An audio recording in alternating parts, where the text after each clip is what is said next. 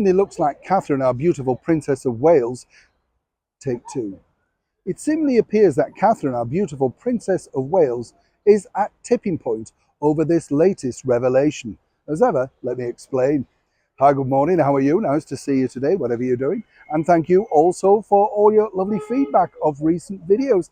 Glad you're liking a few of the shorts. We thought we'd have a go at them, yes. It's just fun ways, isn't it, of getting a story out there or a bit of a thought that you think, oh, right, didn't know that and that sort of stuff. So thank you for all of those that have enjoyed it so far. I know it's all technical, isn't it? You know, they have to sit down and explain it to me. Shorts, it's what it says on the tin, as the kids say, you know. It's under a minute and it tells you a bit of news that you may or may not know, or more importantly, just thinks a bit of fun.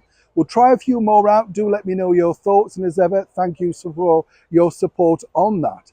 Back as ever, though, to your breaking royal story of the day. I don't know if you saw this headline recently. It was one that we had to debunk, of course, about the Princess of Wales allegedly making these ridiculous stories, late night phone calls to Prince Harry and Meghan. I mean, just ridiculous. But you can see exactly how it works. The magazine then gets put in print. They can quote magazine, and then, of course, people think, oh, it might be true. As we told you, simply not true. A little like this story that's now, well, was printed over here in the Evening Standard. It's all about how the beautiful Catherine, Princess of Wales, recently went off to see her friend Rose Ansbury. And, you know, they had dinner and chit-chat and all the usual things that you do when you get together with close friends.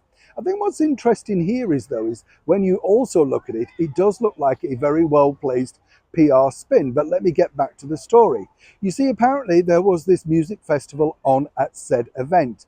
And although Catherine hadn't planned to go, suddenly she had decided to go with her friends, but wanted to remain, you know, incognito. Apparently, after a brief chat with palace security, it was suggested, yes, this might be a good idea, and perhaps she'd like to attend. Apparently, she loved it so much, drinking cocktails, eating from the buffet, and many people didn't know she was actually there. Now, what's interesting about this is I never knew that this music event existed, number one. Number two, what's really upset Catherine, William, and indeed the palace is this story. You see, they're claiming that Catherine left a £700 tip for all the staff.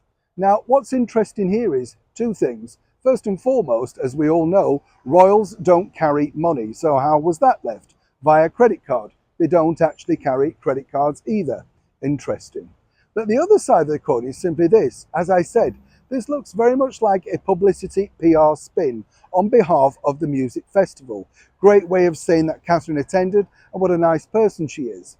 But in this cost of living crisis, is it wise to have senior royals dipping around with £700 tips when people are simply struggling to keep, you know, head above water?